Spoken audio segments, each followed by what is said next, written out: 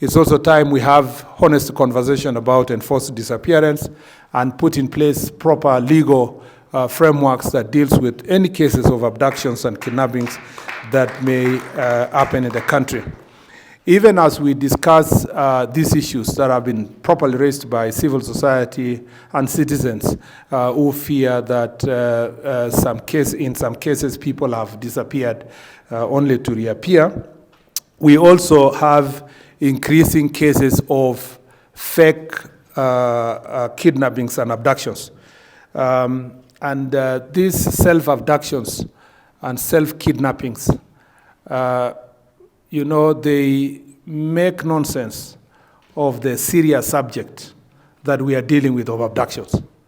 And I'm saying this with utmost respect because last year, December, there was a gentleman called Norbert Mulwa who staged an abduction. And then he was finally found to be hiding in Kitengela in December last year and extorting money from the sister. And he was taking pictures, having tied himself and taking pictures and sending to family because he wanted money from the sister.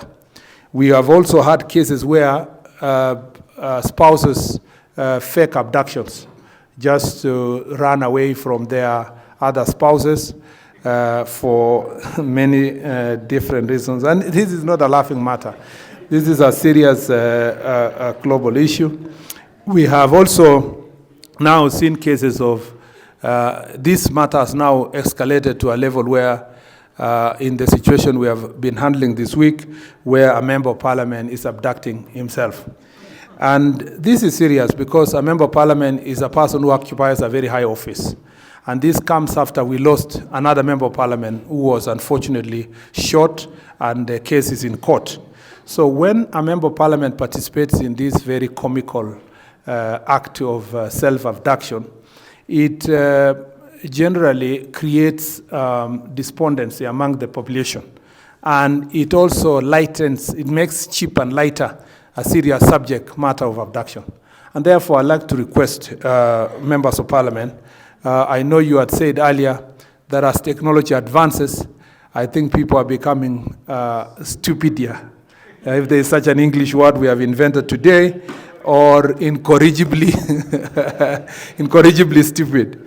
And so some of the, what happened this week really has made me think that we need your support, Honorable Dido Raso and the Security Committee and the rest of the committees and members of parliament to come up with a serious law. And this has been done. We've been combing through the law to find out what exactly is such a member of parliament going to be charged with. And you realize that most of the offenses that he has committed may be lighter.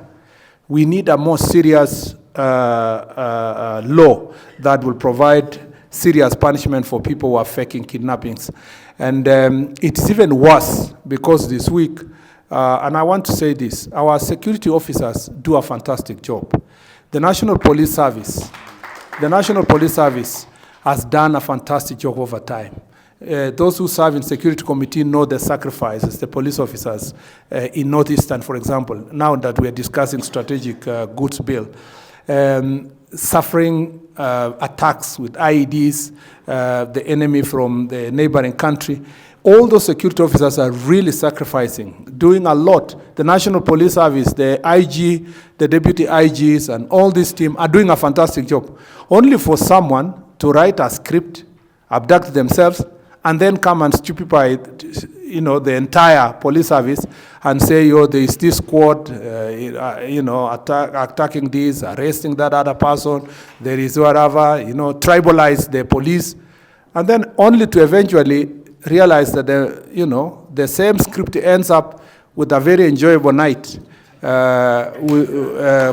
a member of parliament with the company of two. You will read the statement.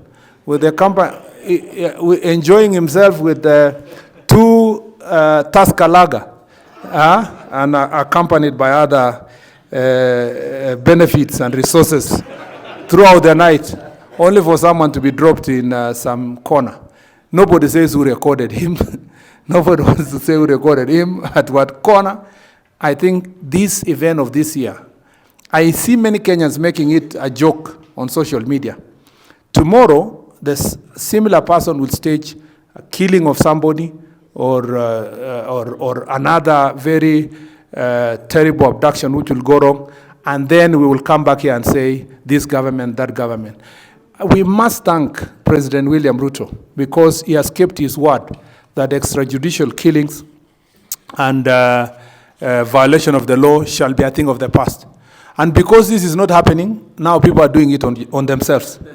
So you must help us. You must help us by having a proper legal framework that will enable us to punish such cases and punish them properly. You must also help us, a member of parliament, that no one will be above the law. Yeah, that if you ever occupied a higher office in the past, it is not an insurance for you to incite the public and to stage such kind of acts. So it is as dangerous as this selling dangerous goods, and we need to converse together to move forward.